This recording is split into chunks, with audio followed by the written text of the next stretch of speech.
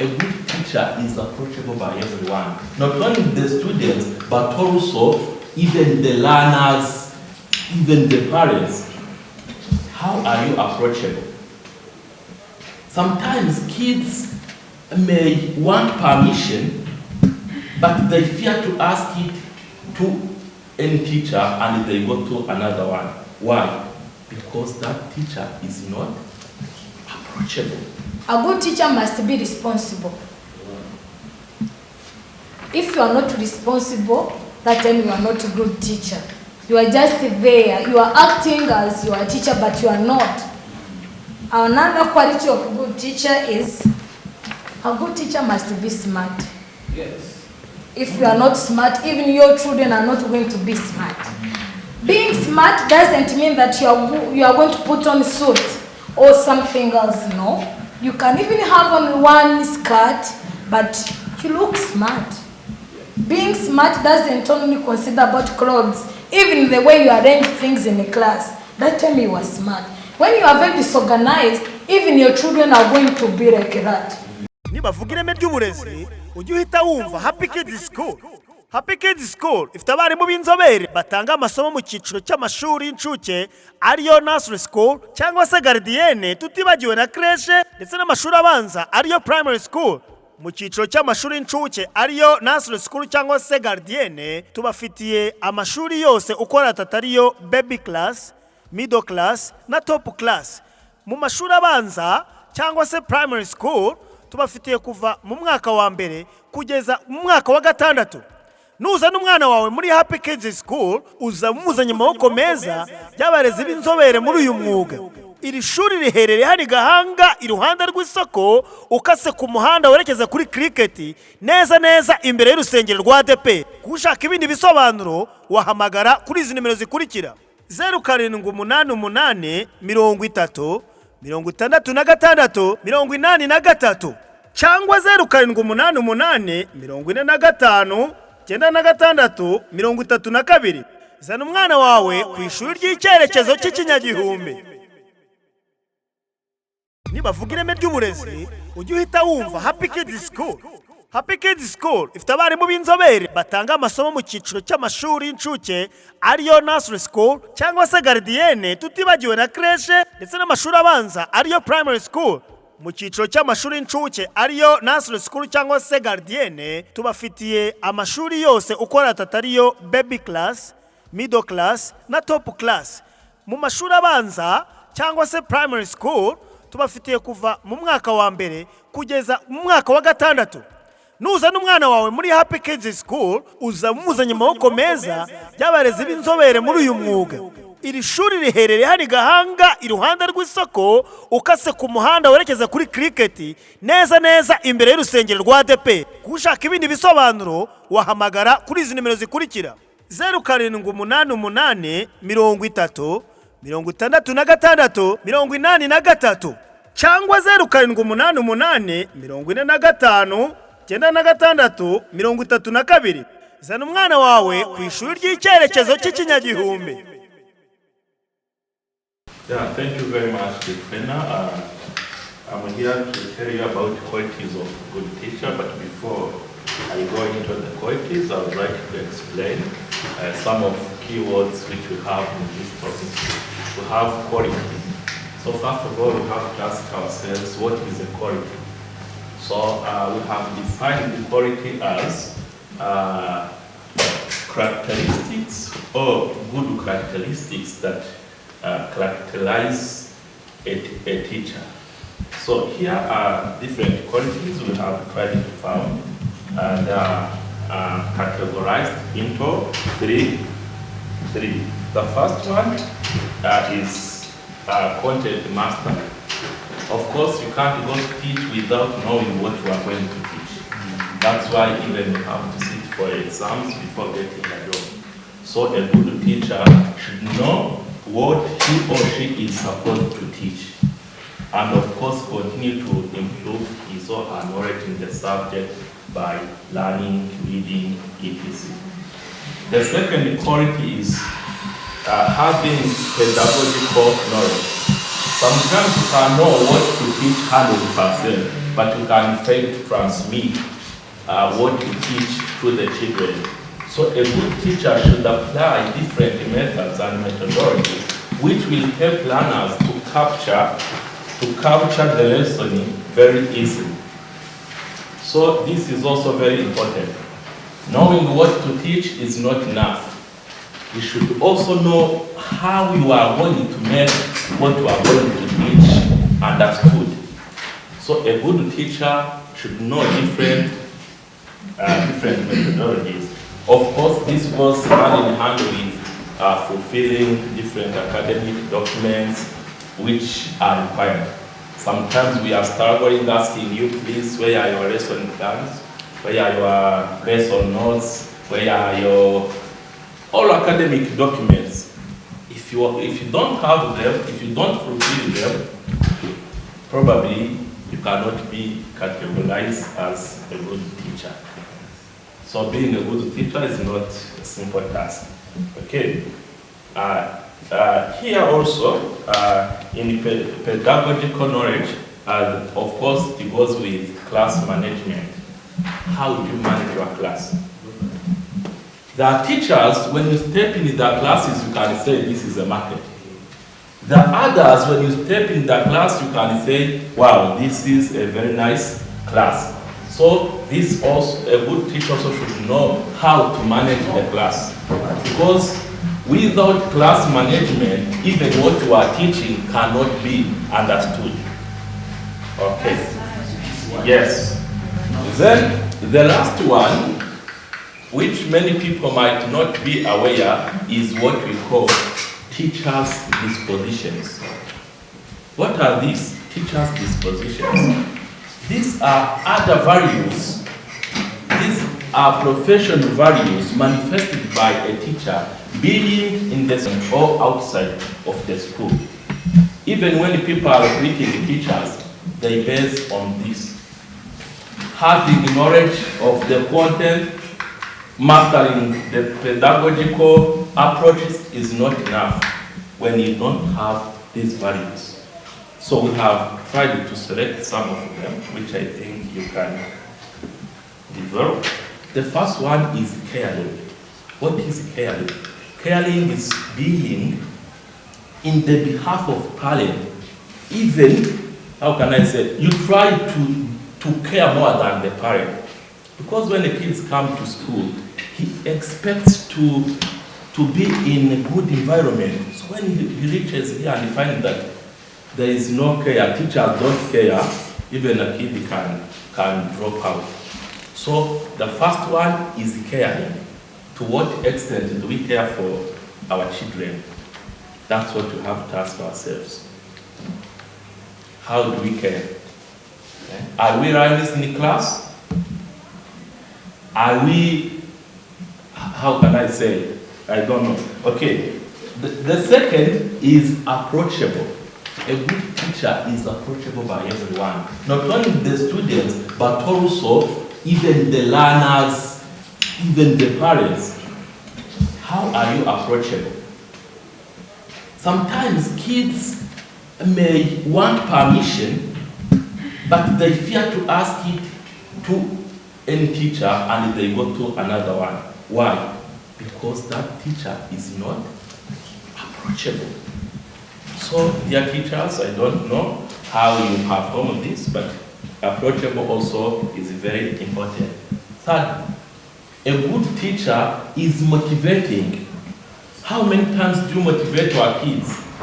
Sometimes a kid will get poor marks and you will say, this one is stupid. How can a teacher dare to say, this one is weak? What is your role? A good teacher is always motivating.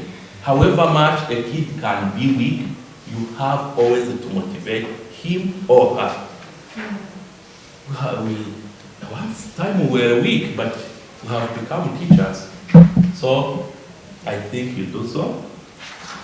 Another one which is very critical is good communication. How do we communicate between ourselves?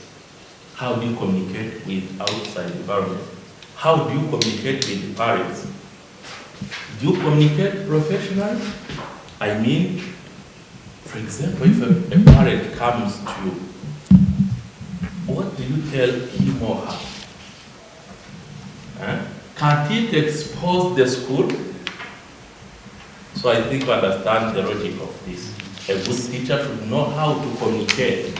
Problems sometimes even problems may be there, but when you communicate, you should know your limit, what to say and where to stop. So communication also is very important. The other one is positive. A good teacher is always positive. Sometimes we are asked to do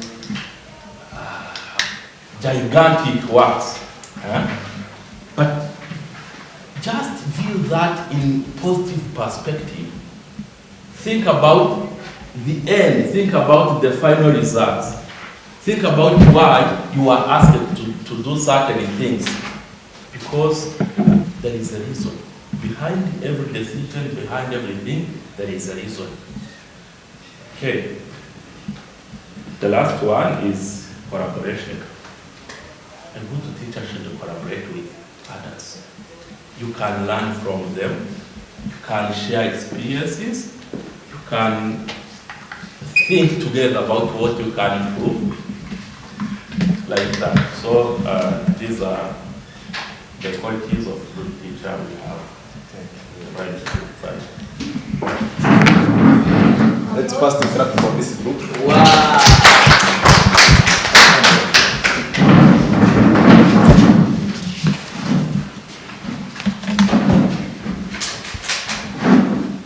About group 2, we've been discussing about qualities of a good teacher. We have seen that a good teacher must have discipline. You know, in our everyday life, without discipline, I don't know if you can be successful. And you know, the teacher is a role model. When you don't have discipline, even the children will, I think that they are going to imitate what you do. Another quality is a good teacher must have love. This, about love, it is the same as caring. You show them care, you like affection. Without love, and those young children, they love someone who show them love, who care, like that. Another quality is a good teacher must be honest. Not only in a class, but also in a colleague. We are all teachers here. When you are not honest, even us, we are going to consider you as someone I don't know. You must be honest in front of children, in our colleagues, even in front of readers, isn't it? Yeah. Okay, another quality of a good teacher is time. He or she must be manager of the time. He must manage time, isn't it? Yes. For example, I'm teaching Kinyarwanda and another teacher is going to come to teach. Without time management, that time you are going to come to work when you are late. You are going to be opposed of all school regulation. Another one is a good teacher must be responsible. If you are not responsible, that time you are not a good teacher. You are just there. You are acting as you are a teacher, but you are not. Another quality of a good teacher is a good teacher must be smart. Yes. If you are not smart, even your children are not going to be smart. Being smart doesn't mean that you are going to put on a suit or something else, no. You can even have on one skirt, but you look smart. Being smart doesn't only consider about clothes, even the way you arrange things in a class. That time you are smart. When you are very disorganized, even your children are going to be like that. Yes. Okay? Another one is a good teacher must be creative. Must be innovator. I don't know if they say innovator. You must have innovation. Like you can be sitting like this, tomorrow you sit another way, I don't know. You can even change the method that you use while teaching. Yeah. You are not going to teach while singing only, like you are not going to teach in poems, no. That you can change strategies and method. You must be innovative. And even in our everyday life, we are now discussing about class, but also in outside the class, in our everyday life, when you are innovative, that time you are good. Even if people are going to respect you because you are not in the same way, you are not as if it is a formula. Now another quality, a good teacher must collaborate with others. Like I can have a challenge, then I approach my colleague, we collaborate. And about collaboration, even a teacher must be a good listener. You know, nowadays parents, the way they are living, like father and mother, like mother and the father, this time couples, the way they are living, they have challenge. The parents can be having a conflict in the family. Now the children is going to come in the class and tell teacher, you know what, mother, the father was beating me, my mom. For you as teacher, you are the one who is going to handle that question. Even if you don't know the family, you don't know who is that one, but you are the one to remove all those stress that child brought at school. Yes. If you are not a good listener, that time you are going to shit him. For you are very disorganized. Can you go away? That time, even the child is going to feel there is no love. My teacher is bad, you know. A good teacher should be a content mastery. They have said it. Yes. How are you going to teach mathematics when you don't even know how to write numbers? That time you are not a good teacher. That is. Another one is a good teacher must be tolerate. How do we say it? Okay, like that. Like, you know that children are very, for example, you know, in this school we have some children who are stubborn. When you don't have, how can I say it, like, ugacha bugufi ukagira umutima mwiza, you can even kill them. They are very stubborn, like each other can do something. So that way you feel like, you know, what is this? Ugomba kuba like this one. Not only being teacher, but also in everyday life. You can be working with a teacher, your colleague, but he has like something which is good, bad manners, ukazimanaginga, ukamenya kubana with your colleague. Are we together? Yeah. We are teachers. When we talk about teachers, it is not only learners. As also among us, we are all teachers. We have different personalities. I can be talkative.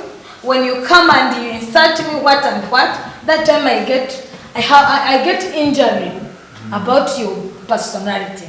I think another one is a good teacher must not be shy. Yeah. You must have confidence. When they ask you to stand in front of school, you get something to say.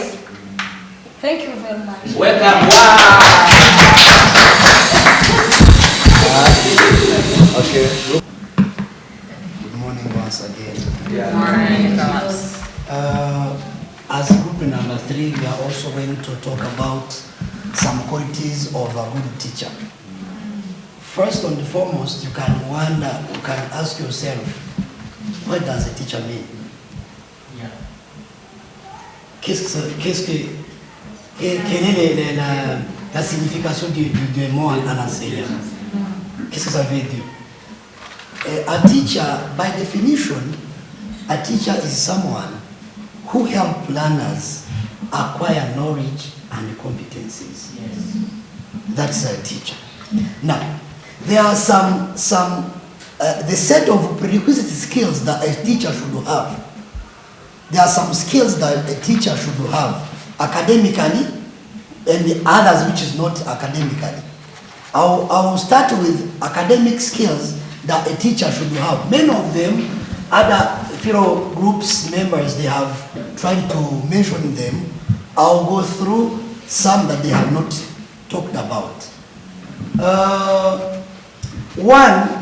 one of the skills that a teacher should have, a teacher should be a good learner. A good teacher should be a good learner. What does it mean? It means that a teacher is someone who wills to learn every day, to get new things. That's a teacher. Because when you stuck on the content that you have, that time you will be analog. You know analog things. We call them les conservateurs en français. Les conservateurs, c'est ceux qui ne veulent pas les changements. Alors, another quality of a good teacher should be a good manager. What does it mean? You should have the skills of managing a class. That's the first management skill that you should have. Class management. In class management, as for example, Bivani, what she has been talking about, she has talked about the disruptive behaviors that may occur in class while teaching. You can meet with some disruptive behaviors, but a good teacher, you must know the good teacher after handling that situation that has been occurred in your class, the way you handle situations. It's also another skill that you should have. Also, class management is not all about, of course, you should have arranging skills. You should arrange your class. Because normally, a good teacher should not go and teach when the class is not clean. For me, I can't. When the class is not clean, I can't teach. A kid should learn in an environment which is safe, which is the good atmosphere, which has a good atmosphere. This means your class also should have something that motivates kids to learn. A class should not be like a sitting room. You should enter the class and you see that you are entering the environment which shows that it is a class. Apart from class management, a teacher, as other groups they have said, a good teacher should have content mastering skills. You should master your content. And of course, you can't master the content when you cannot prepare that content. Are we together? When your content is well prepared, it will be also easy to the learner to master it. If it is well prepared. Many of us, not even some. Sometimes you can enter the class when there's no preparation. But also you are the one, you torture yourself. Sometimes you find yourself teaching things because you have not prepared, of course. But also you should master your content. If you are teaching science, yet for example, you don't know all about science, my friend, you are doing a lot of nothing in the class. You should master that content. What does all about that science? For example, as I can go and I say that I'm going to teach French, for example, with a lot of mistakes that we commit in French, I can do nothing in class. Even if you can arrange yourself as a man, as someone who is able, but that time when you are not good at that, that's why here when we are going to give you work, we ask what do you think you are better in? What can you teach when you are safe? Everyone here can manage even teaching. Even say Kiswahili, you can say Chinese, you can manage. But we want people who can manage what they are teaching. That's another content mastery. We are still in the academic skills that a teacher should have. Another thing, a teacher should be persistent. What does persistence mean? Persistence means someone who can work, who doesn't change. No, it means he is able to work in any environment. What, as you have been saying, you can reach here as the managing director was saying. She can come when there is some challenges or some things which doesn't go wrong, and you meet her, and she tells you something, then it disturbs you, and immediately you change the mood, and that time your class is going to suffer. So a teacher should be persistent.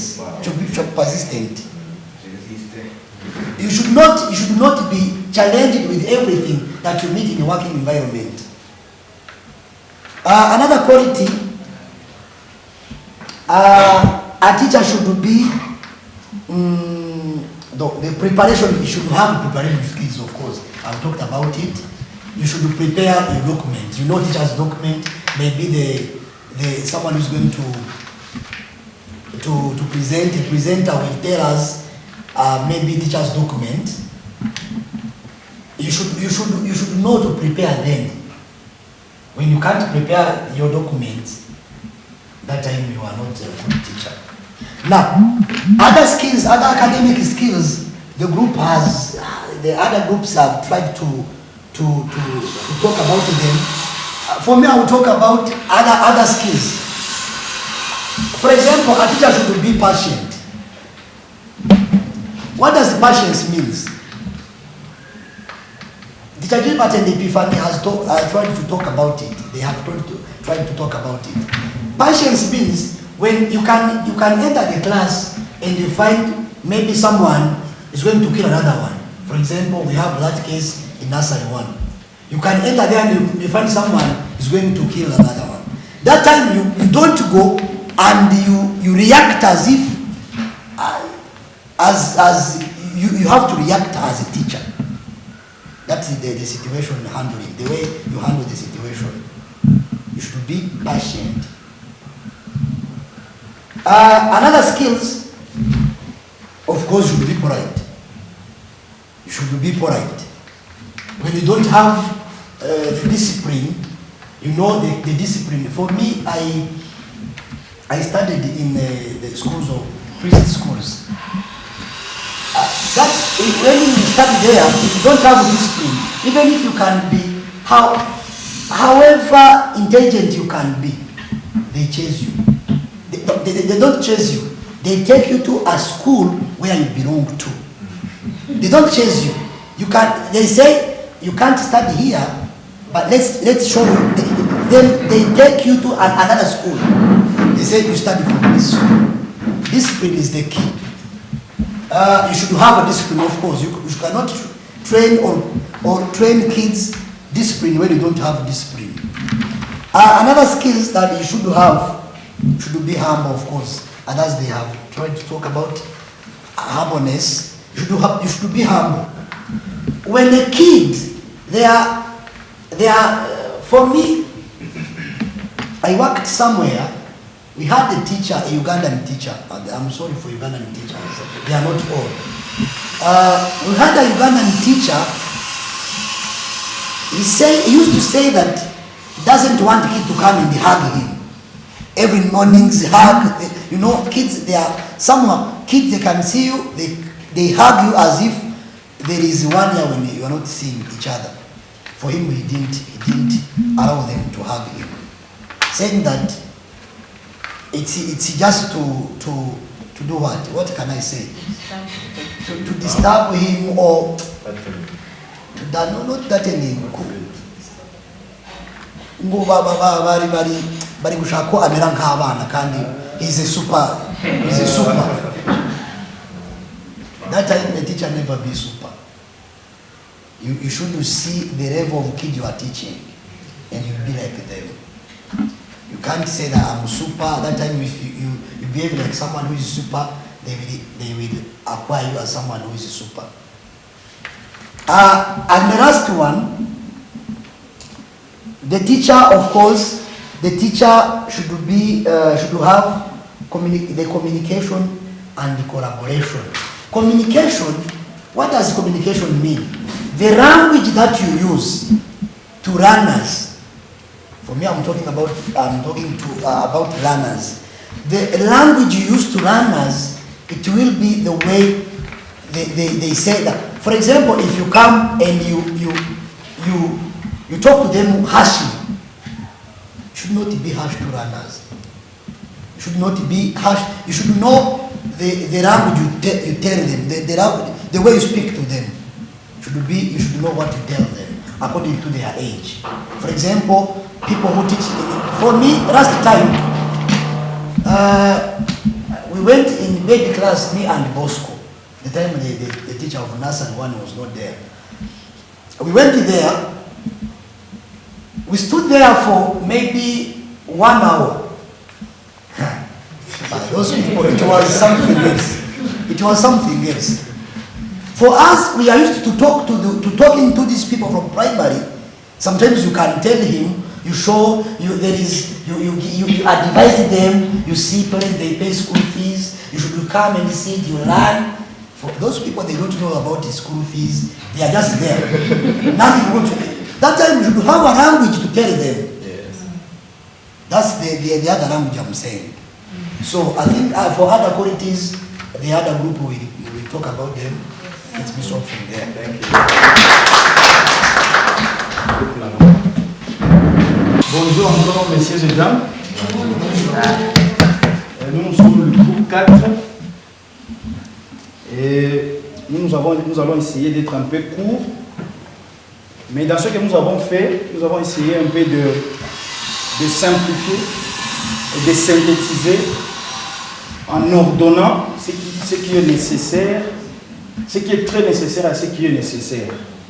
C'est pourquoi nous avons choisi de commencer par la première des choses qu'un enseignant doit avoir ou doit être. La première des choses, avoir la connaissance dans son domaine. Ça veut dire ce que les autres ont dit en anglais, parce que moi aussi j'écris en anglais, concept mastery. Yeah. Ça c'est la première des choses. Parce que au lieu d'engager, tu es enseignant. Tu vas faire quoi? Tu dois avoir une connaissance.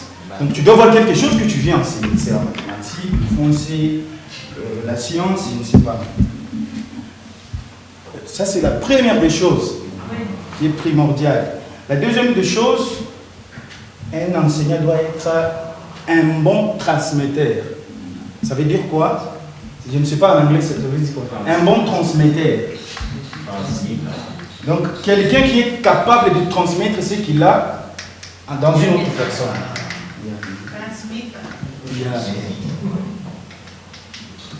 On a essayé un peu de choisir ce que les autres n'ont pas choisi. Lorsque tu es un bon transmetteur, tu es un enseignant. Même si tu viens, tu n'as pas de documents de classe, mais si tu as la connaissance et tu es un bon transmetteur, ça fait aussi partie. Okay. Alors, troisième des choses, comprendre la langue de l'enseignement. Donc, avant d'enseigner, tu ne peux pas connaître une thématique, un cours. Tu viens enseigner le français et tu ne connais pas français. Comment impossible? Tu viens enseigner science, par exemple. Tu viens enseigner science en anglais. Et puis tu es comme moi qui ne connais pas l'anglais. Comment tu vas enseigner? Même si je connais la science, mais si je vais enseigner dans une auditoire où il y a des enfants qui comprennent seulement anglais, et on m'exige que le cours soit donné en anglais. Même si je connais la matière, je ne sers à rien. Parce que même si je connais ça en français, en anglais, je vais dire quoi? Donc ça ne sert à rien. Tu dois avoir la connaissance de la langue, de l'enseignement. Je ne sais pas, je peux abréger ça en quoi? La langue de l'enseignement. Instructional language. Yes. Ça, c'est indispensable. Quatrième des choses, on a mis ça aussi, avoir la méthodologie, connaître la méthodologie d'enseignement. Connaître la méthodologie d'enseignement. Ça veut dire, tu dois venir en classe tout en sachant, ici, je dois commencer par quoi? Ici, je commence par quoi? Je finis par quoi? Dans l'introduction, je parle de quoi? Dans le développement, je parle de quoi? Pas seulement venir avec, tu as déjà écrit, tu te poses là-bas et puis tu viens, tu commences à faire autre chose. Tu dois avoir ça dans la tête. Ça, c'est un enseignant. Connaître la méthodologie didactique. Ok? Ça, c'est combien? 4, 5. Nous avons insisté sur ça. Être souciant. Je ne sais pas comment je peux le dire en anglais. Je dois juste parler du souci. Souciant envers les enfants.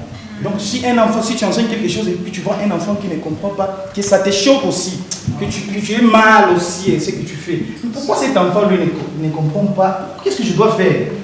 Donc c'est ça, être souciant. En anglais c'est quoi? Ok. Ouais. Souciant envers les enfants.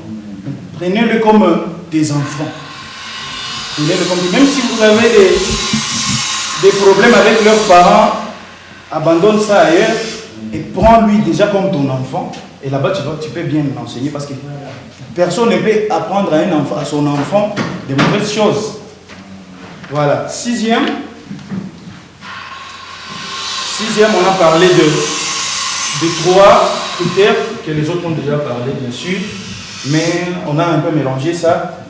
La première des choses, être honnête, discipliné.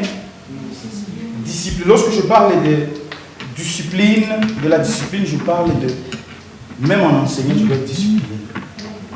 Discipline en temps et minute. Parce qu'attention, peut-être nous qui avons fait le cours, qui ont enseigné le cours en primaire, lorsqu'on nous donne, disons, 45 minutes, tu vas venir enseigner le français. L'enseignant est là, en train d'attendre, tu finis, il continue aussi à enseigner. Tu dois savoir comment manager ton temps et minute. Si l'introduction va prendre 10 minutes, tu sais comment faire. Si le développement va prendre telle minute, la conclusion aussi. Ça, c'est la discipline. Donc, la discipline dans le timing et la discipline dans les recherches, disons, de son temps, dans les recherches de la matière, discipline dans l'ordre. Donc, il faut que l'enfant apprenne chez toi quelque chose de discipline. Ok, on a parlé aussi de tolérant. Tolérant, les autres ont déjà dit ça. Tolérant, je vais expliquer un peu. Être tolérant envers l'enfant, mais même envers le parent. Parce qu'il y a des parents qui ont des caprices, qui sont capricieux. Tu peux faire tout ton possible, tu enseignes son enfant bien, mais lui va se plaindre toujours. Et ça, ce n'est pas sa faute. Mais c'est une chose qu'il a. Peut-être c'est sa nature. Il y a des gens qui sont toujours négativistes. Donc on comprend. Et lorsqu'on est tolérant, on peut essayer de faire comprendre aux parents, on fait aussi comprendre aux enfants. Même si l'enfant aujourd'hui, tu lui dis quelque chose, celui-ci échoue, celui-ci réussit. Il ne faut pas être brutal envers celui qui échoue. Donc il faut être toujours aimable et toujours lui montrer que lui, toi aussi tu peux. Donc montrer à l'enfant que toi aussi tu peux faire ce que l'autre fait. Mais il faut toujours développer la capacité, disons, de travailler, il faut répéter à la maison, il faut que tu penses à chaque moment la matière. Donc tu donnes à l'enfant la méthode pour qu'il devienne comme l'autre. C'est ça, être tolérant, il ne faut pas être brutal. Comment ça, lui taper, dire pourquoi toi tu es Dieu. Bon, c'est ça, tolérant. Alors, on a ajouté, il y a aussi une dernière chose, c'est la sociabilité. Un bon enseignant doit être sociable. Sociable. Lorsque je parle de la sociabilité, encore je vais dans là-bas je parle de trois catégories, envers les enfants, envers les parents et envers ses collègues. Parce que dans la sociabilité, là-bas, il y a la collaboration, il y a la médiation, il y a donc la capacité de comprendre l'autre, de comprendre ce que l'autre est, comprendre sa nature. Ce métier est comme ceci. Lorsque j'agis, je dois agir différemment quand lorsque j'agis, c'est celui-ci. Donc être un peu sociable envers tout le monde et aussi envers les parents. Parce qu'une fois que vous êtes sociable envers les parents, un parent peut te dire mon enfant est comme ceci, comme ceci, comme cela. Et ça va t'aider lors de l'enseignement. Tu sais, ah, celui-ci, de nature, mon parent m'avait dit qu'il est comme ceci.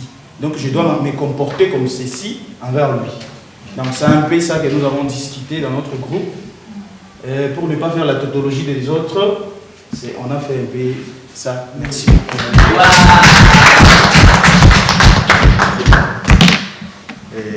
Amagurupe reka twongere tuyashimire.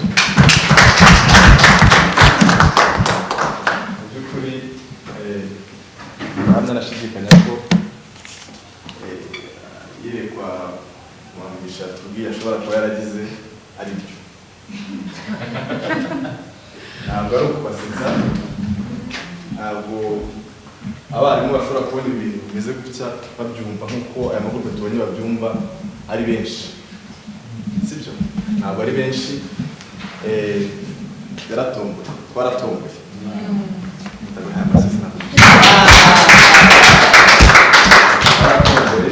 Kubera ko hari n'ushobora kuba afite ariko atazi ibyo ari byo, ahubwo hari ikindi kintu ubonye ngera ari kubyandika buriya nanjye nabonyemo byinshi. Edify yazigiye kubera ko niba tubifite gutya n'ibindi tutavuze, n'ibindi no mu mitima yacu, n'ibindi twasoma mu gitabo, n'ibindi twize, Edify idufashe cyangwa wese akabyumva nk'ukuri, idufashe kugira ngo noneho twinjizemo the life of being Christians. Kuko turi abarimu kandi n'izi ni kotizi nziza n'izindi, ariko birakwiye ko noneho decision ya nyuma y'uyu munsi iza kuba ngo I may be, my life must be centered or targeting to Jesus. Hallelujah. Amen. Impamvu noneho Yesu aje kudufasha kuba abarimu. Sibyo? Kubera ko burya kuva mu munsi wa mbere Yesu yageze mu isi, kugeza ku munota wa nyuma ayivamo, Yesu yari umwarimu. Tukujyana. Yesu yari iki? Yari umwarimu, nta buzima yigeze abamo butari ubw'abana. Sinzi niba tucyumva. Yesu ni umwarimu. Dufite n'amahirwe kuko twabaye abarimu, noneho bacegeye muri Yesu. Amen. Imana ishimwe. Amen. Noneho rero ibingibi ntabwo nza kubigarukaho, biri muri presentation birimo, ntabwo nza kubivugaho, ahubwo reka tuganire. Kuko nta kindi kintu twareta kuri ibi ngibi, ahubwo noneho tugende tuti. Dufite amahirwe kuko presentation ya mbere yari kutubwira gufata decision kugira ngo ubuzima bwacu buze kuba Christ centered. Noneho uyu munsi niba byamaze kubaho tumaze kubitekerezaho, ese noneho ibi ngibi birashoboka? Ntabwo ibi bintu byose twanditse aha ngaha n'ibintu tutavuze, ntabwo ahantu hose bishoboka. Ntabwo ahantu hose bishoboka, ntabwo bikunda. Natwe tubyiga muri education hari ibyumbaga bitandukanye. Sibyo? Hari utuntu nagiye mbona avuga ati iki nanjye ndabona kitashoboka, ariko birashoboka. Uyu munsi birashoboka. Sibyo mwabarimu? Birashoboka kubera ko noneho tugize amahirwe yo kwakira Yesu ngo adufashe kubishoboka. Kubera ko nawe yarabishoboye. Sibyo se? Ibi byose Yesu yarabishoboye. Ibi ngibi content master ntabwo Yesu yaraga ari kwiga ibi. Yesu yarabizi. Siko bimeze. Ibyo atarazi yafataga umwanya akabishaka. Kandi ntabwo dushaka kubyiga. Twese turabatizi dusoma na Bibiliya. We hari uburyo yabikoragamo muri presentation ya mbere batubwiye ukuntu Yesu twamwigiraho ibintu byinshi, kandi no kuba turi abarimu tugiye kumwigiraho uhereye none. Ndizera ko Imana ifashije uhereye none turi abarimu ikitegererezo. Not only here in Gahanga, not here in Rwanda, wenda Edify ikazaduhamagara nk'umunsi umwe tukajya gutraininga abarimu bo muri Kenya. Amen. Ntabwo twebwe twize ibintu mu mashuri barabigisha, ariko nyuma yo kubyiga Yesu amaze kubijyamo uyu munsi birakunda. Yewe ntabwo nize education muri secondaire, nize muri école de science, nize imibare na biologie na chimie. Ntabwo numvaga nshaka kuba mwarimu cyane, ariko ku munota wanyu iyo wiga biriya bintu twize hari ibindi bintu utekereza, sibyo? Hari ibindi bintu utekereza uzana bazabona abana bacu, se bana bacu ntabwo benshi bazakubwira ko bazabana, hari ibindi bintu baba bafite, ariko kuba mwarimu nasanze ari choice nziza. Imana ishimwe. Rero ibi byose nitumara kuza kuri bose turabizi content mastery. Yesu we hari biriya bitubwira yabigenzaga, yakwirwa ari kwigisha abantu ngo uyanyuzagamo uburyo bw'akajya gusenga. Umwigisha wacu wa mbere yatubwiye ko through prayers we can meet with God. Aba bana twigisha baturuka muri famille zitandukanye, ntabwo tuzi, we never know what they are passing through. Ntabwo tuzi ibintu bari guca.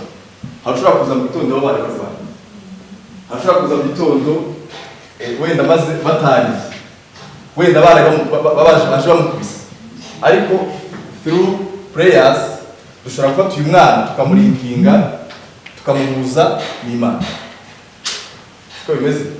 Twebwe rero ikintu hanga tuza gukura kuri content mastery, niba twakiye umwana mbere yuko tumuhuza na content, nibwo tumaze tumuhuze n'Imana. Ese birashoboka? Birashoboka kuko na Yesu muri nyigisho ze niko yabikora. Ntabwo yafataga abantu abonye baje kwiga ngo bahita bajyana mu by'abigisha, yashaka uburyo aza kubageza kuri Yesu, kuko Yesu hari bigasanzwe abantu barigishije, sibyo? Yasanze barize amategeko, bamwe babanza barayambara, hari ibintu baborotse babigenderaho, imihango ibiki babizi. Rero aje kubisenya, aravuga ati ibintu ubundi igihe mwabyigiye nta hantu bibageza, nta hantu biragute bibageza, ahubwo reka mbajyane aho bizagira icyo bigira gute bibamariye. Nta handi rero uretse kugeza kuri Yesu, ku Mana. Ikintu kikubwira abantu Yesu yigishije bagera ku Mana. Rero natwe Imana twigishije kuba abarimu bageza abana abana muri content gusa, aho muri content bagira umumaro. Tikujo kubingi kuko content mastery ntabwo tubisubiraho cyane turi mu manama, abarimu turi hano ikoze turafite. Sinzi niba ari kwiyemera, ariko nzikora ibyo content master twigisha turabizi. Umva ubwo ne ngiye mvuge ngo imibare muri primaire nzananira, nize muri secondaire guteranya no kugabanya no gukuramo, ibyo ntabwo byananira. Ariko noneho apart from content mastery, ese content mpaye umwana noneho izamumarira, hariho dukeneye Yesu kugira ngo dufashe. Siko bimeze? N'ibindi na social studies nabyo turabizi, ariko iyi ngiyi isa Imana idufashe. Pedagogical knowledge mwuka byara ndakeka benshi abarimu twese hano, abenshi twagize amahirwe muri leta mu bigo bya mu Rwanda, ibi baratwigishije tuzi gutegura. Ariko uyu munsi twifashijemo na Edify, ese ibintu turi gutegura basi hari structure ziri muri iyo preparation yacu ziza gufasha umwana kugira spiritual growth. Ese so kubibigisha gusa kugira ngo mbone mvuye hanga, ese aho ni time management ziri kuza gutuma hari ibintu byinshi byangirikiramo. Ari n'ubyibuka urasanga ukiri umunyeshuri ku ishuri, hari n'igihe mwarimu yazakwigisha periode zikarangira atigishije kwitanga. Hari ababyegize bibaho, cyangwa hari ababyeyi bajya kwigisha isomo, wagerayo wenda waba ugiye kwigisha ibyacu intelligence, wagerayo bikarangira utazigishije. Bitewe n'iki? Wahuriye n'ikintu gituma ubanza kugishyira mu bana. Hari ubufasha ubonye abana bize gute bakeneye. Icyo ngicyo rero utagize umuhamagaro ukuba uzi uzajya na Yesu ntabwo wakibona. Wowe ubyuka mu gitondo batuganirijeho, uvuye mu kabari, uvuye he, aho uvuye hose, ukaza wowe cyangwa ari iki, ari content gusa. Twarabibonye namwe mwarabibonye ahantu mwize, cyane cyane kaminuza n'ubibona akaza bifashe mu ntoki gutya iki ari ukubidisipurayinga ahangaha babyumva batabyumva bababyiga cyangwa batabyiga ibintu barimo ariko there is another thing we can do siko bimeze about this pedagogical knowledge dutegure n'ibyo turanategura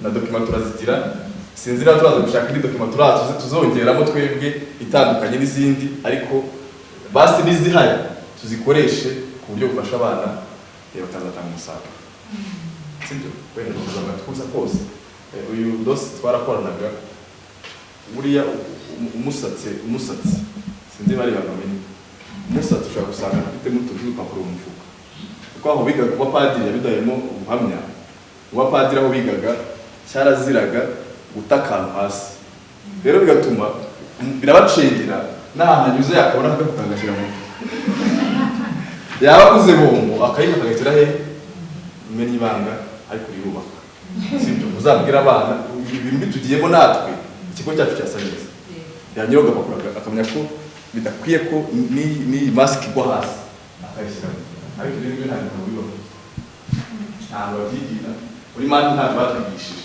badufitiye ibintu ahangaha ariko Yesu adufashe kugira ngo bijyemo hanyuma ibyo byose bijyana n'icyo disposition ndabarahiye harandikamo ntabwo ubwo byose biyigira twatomboye twebwe kuba uyu munsi dufite ibi birori ko nabyita ibi ngibi harandikamo nanjye nigishije muri leta no muri segonderi abana bakuru ariko ibi ntabyo twakoraga hari ibyo twakoraga ariko ibyo tutakoraga hari ako umuvandimwe hano yavuzeho ubwo tunamba gurupe ya gatatu kugira ngo irimo dosi irimo ibintu being humble ahangaha akangaka uwashaka yagakurura akazana ahangaha bikagenda kuko izi zose ntiwazishobora when you are not humble ntabwo byakunda kugira ngo mu matekinike akomeye Yesu yakoreshejeho umwarimu mwiza biriya bintu ahantu muri biriya abivuga abanditsi babyanditse aravuga ngo come to me all you mwe mwese murushye muremerewe muze munsange ndabaruhura impamvu nuko ari muhamwe Yesu niwe cyitegerezo cyo kuba hamwe apana abapasiteri bacu bamugani ashobora kuba ari pasiteri wacu umunsi ejo akavaho sibyo ashobora kuba ari directeur uyu munsi akagenda hakaza undi ariko Yesu is hamwe turabibona ni icyitegerezo cyiza cyo kuba hamwe rero izi teachers disposition ntabwo uzakunda when you are not hamwe Yesu yafataga umwanya muri kwa kuba hamwe kwe akagenda akicara n'abantu baciye bugufi akicara nabo hari n'abandi bavuze this love is not possible when you are not hamwe sibyo ari ibyo ngewe mwari najya nkunda abana bagura 10 ku 10 sibyo se hari nta mwari udakunda umwana w'umuhanga twese turabakunda hari n'abo byabati sawa kaba bati nigishishije ishuri basahanga n'abagabo mufite umutima mwiza ntabwo urajya kwigisha se ngo uvuye umutima wabyimbye ubwo wenda guturi washibana aba bana nzabageze ukumva neza bakwicara abarimu bavuga iki icyongereza n'abanyeshuri bavuga iki icyongereza barasa n'ahantu bageze gute batuye discipline reka nayo twe kwiyemerera ngo irangirire mu bitabo no kuyivuga aho mbere yuko abana bayigira siko murumva ari ngaho discipline mbere niba dushaka ko abana bacu bagira discipline ubwo ni tuzagira discipline mbere y'abana teachers because teachers abahanga bavuye ngo teachers are agents of changes ikintu cyose dushaka twagiye Jones.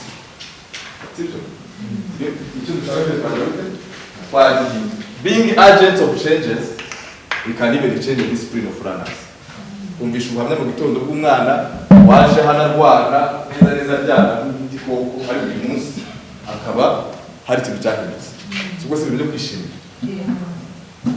si ubura bwo guhamagara bati neza asigaye aryama asenze avuga ati wow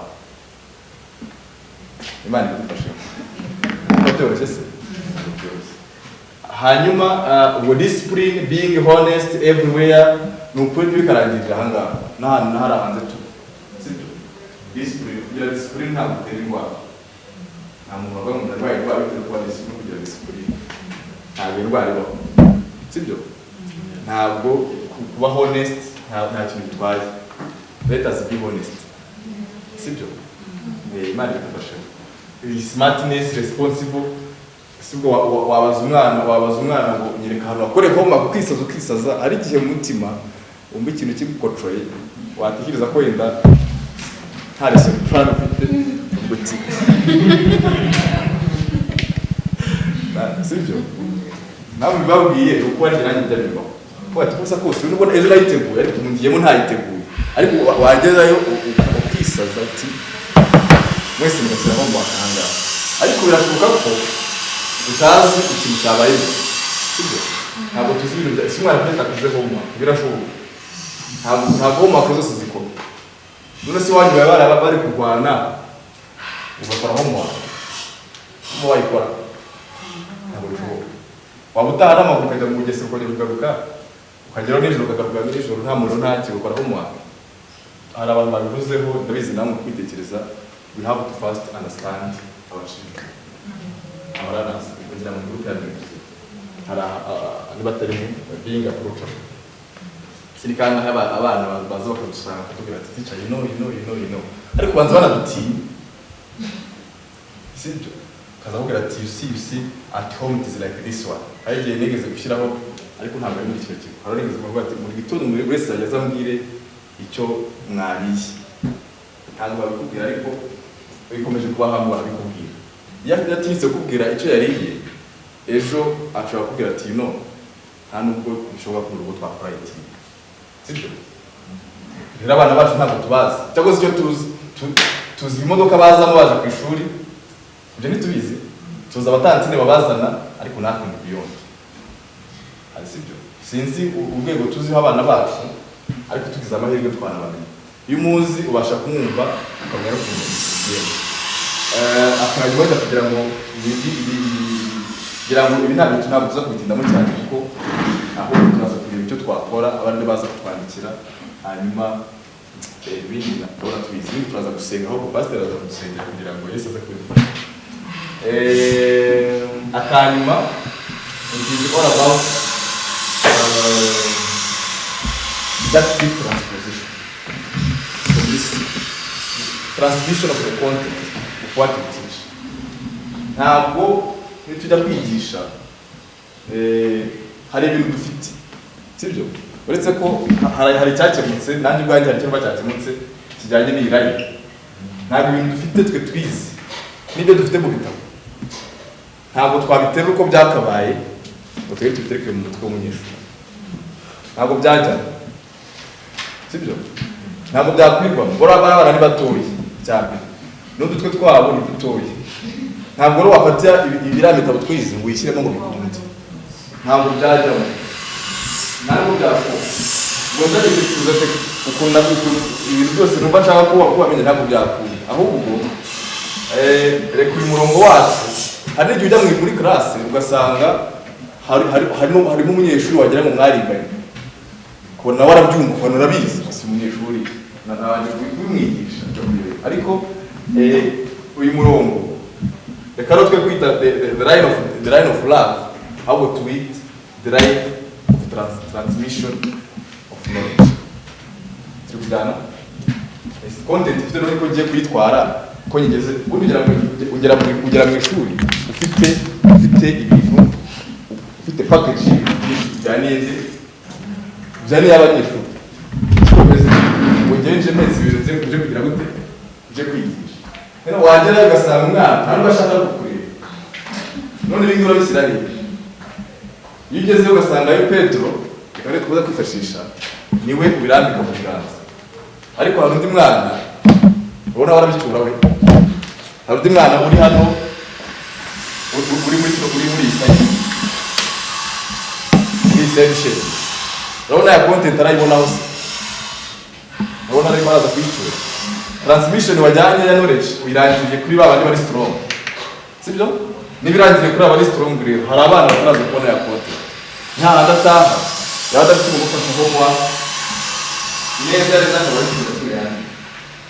Sebika. Yaralo gushira mu gitondo ugasanga tumeze gutya. Ibintu bisasu. Turabyara. Sibyo? Ariko Imana bidufashijemo iyi content ahubwo se ukuntu babyagenda ahubwo uyu murongo twaza kucu wayijyana ugahera kuri week children week runners ese ibintu iyi content ifite uyu mwana utazi no gusoma ubyibuze harakana araza gukuramo ni atasangira abandi ngo banganye kurya ariko byibuze akagira kananira gute abana sibyo nibwo ababyeyi bazaduha bagatubwira ati yes ni ukuri none asigaze kugira gute asigaze gusoma ikinyarwanda marazi gakugira gute azisoma ibigo byinshi duturanye cyangwa se n'ibindi by'ahandi icyaha cyane bifite uyu munsi ni uko abana batazi gusoma akagera muri P6 atashobora kwa gusoma uretse izina rye gusa ariko atasoma iki nzarira ikayi ibyo atashobora kwisoma ari muri P6 kibaza none se uyu mwana mu wa mbere yagoye namwe yavuga byaye capturing muri P2 ahura na LZ nza ntiyayifata muri P3 nabwo ntiyayifata ageze muri P6 byagenze gute ariko ni ya package ivuye kuri mwarimu ari kugira kugarukira hano araba babizi sibyo bira bigo akenshi those public schools yugiye musangamo abana bari strong ariko hari nabo usanga baza ngo sibo bahiye ahandi hantu batuye muri no shade village no twita mu ibara aka gace gashedinze nko babibere mu ishuri rero Yesu adusunike uretse amusunike agere gutya tugere hano hari ikibazo gikomeye cyane nta nubwo ngenje kwibariwa ntabwo nahera kuri abantu b'abahanga cyane hari umwana nk'ubw'evaluation y'umuyobozi yayikorera hanga y'abarimu bacu bati kubisa kose none nubwo dufite bagisirete nubwo dufite abandi b'abahanga ariko hari abana dufite bazamutse icyo gihe bitaremeza ko mwarakoze sinabwo twabishima noneho finally rero dukeneye iriya quality no gufata bya bintu biremereye cyane ukabihinduramo ururimi abana bakagira gute kumva ukabihinduramo ibintu biboroheye ese ko ngiye kwigisha ibintu baraza kucyumva niho tuba dufite dukenera inyigisho zitandukanye za metodology nibwo zikora noneho ese ndabigisha kubara ese ndabigisha guteranya gute ese ibi bintu bishyashya ndabihe ugasanga mu gitabo birakomeye nawe ntiyabisoma babyumva ariko transposition skills zikagufasha kuza kubicengeza mu bana nabyo Imana bidufashemo ndababwira na Yesu byamubayeho ntabwo Yesu yari kuzana ubwami bw'Imana muri iyi si ngo tubwumve na n'iyi sara abantu batarabwumva ndikubeshya wenda mwaganira n'abapasiteri ngo bababwira hari abantu batarabwumva bitewe n'iki birabintu biraremereye sibyo birabintu bigize gute biraremereye sibi kubyumva se nk'abarimu birabintu biraremereye n'abantu bose babyumva ariko uzi kugira ngo wizere ngo hari ahandi hantu uzajya hari ikindi gihugu tuzajyamo nyuma yo gupfa urumva byoroshye kubyukira muri uno mutwe wacu se biraremeye ariko Yesu hari ukuntu yabikura bigenze ngira ngo ibiri waruza iyi politi Yesu yaraje politi nyinshi zose Yesu yaraje n'izindi tutazi azahita atubwira we yaraje afata bwa bwami bw'Imana buremeye abantu batakumva aramanuka arabworoshya abugeza ku rwego jewe wa mu muryango utarigeze umenya ibintu by'Imana nanjye mbasha kugira gute bwakugeraho usumba mwari mwiza mwari mwiza none uyu munsi twebwe icyo dukora ni ukwinjoyinga ko twageze gute twabimenye ariko se byageze hari Yesu aramushoboye sibyo ntabwo twabwiye hari no kwigira jewe ukumva nagize ugiye gusenga twebwe aho twakoraga muri sekere rashize no kuvuga ikintu bamba bari kubivuga banumvisha uvuga ibintu by'Imana bakwibuka wagezemo ngo abana babanza kubabwira ngo ugice ubudisi ubu twarasubizwe sibyo ntabwo bishoboka sibyo ariko urumva aho ngaho baracyari mu gihugu kitari cyamenya ko byakunda ariko tuguye umunsi byakunda so presentation zari zirimo ngira ngo iyi ni summary nziza turaza kuziboherereza cyangwa se twanazibaye kuri za print yazo ariko iyi ngiyi ni nziza akanyuma navuga kuri cyakora cyo kugira ngo tuganire group ya kabiri cyangwa se ya gatatu bavuze ngo hari ukuntu umwarimu yifata akishyira ku rwego rwo hejuru sinzi group yabivuze ariko ndumva byavuzwe ku rwego umuntu atashyikira ku buryo umwana atamugeraho cyangwa se ni group y'abantu bose yabivuze ari super na super speed superstar umuntu uri hejuru ku buryo umwana atamwegera cyakoze iyo culture iramutse iri mu kigo cyacu bafite ikibazo ariko reka tugabanye amapeti umwarimu mwiza agabanya iki amapeti reka tuyagabanye kuyagabanya ntabwo bisobanuye ko yavuye ahubwo kuyagabanya bisobanuye kuba yiyongereye sibyo kugabanya ibiciro reka tuvuge mu kinyarwanda cy'iki gihe kugabanya ibiciro bisobanuye kugira gute kuyongera siko bimeze uko bimeze leta zihana hari ikindi gitekerezo gukora batwereka zari zabaye muri ubu batwereka Obama yasuye ikigo cy'amashuri yari akiri perezida wa USA asuye abanyeshuri bamufata ifoto yunamye siko byari bimeze buriya yari yunamye ari gusuhuza utwana dutoya mu by'ukuri icyo bashaka kutwigisha bashaka kutwereka ko noneho akana sinzi nambyuka neza akana kari mu ishuri kari gasa n'akari kumwongorera ibintu sibyo kumwongorera mu gutwi gutyo umuntu yongorera mu gutwi naye ibaze akana kaga muri nasari kari komorera perezida Obama yakomeza agahagarara se yari kubyumva umunwa waburi hano kanyongorera n'ahangangeze ntabwo byakunda byamusabye ko benti yunama arunama gutya kugira ngo agere gute akumva sinzi kubyumva yamusabye kugira ngo yuname niyunama abe aciye bugufi yuname akana kakamushyikira karamubwira ntabwo twabica bari kumubwira ariko mu by'ukuri ari hamwe rero to be humble means let us bend mureke natwe twuname natwe twuname kugira ngo tugere ahantu inyuma y'abana twumve icyo kibazo bafite sibyo tubumve nitumara kumva then we have everything to solve their problems. Amen.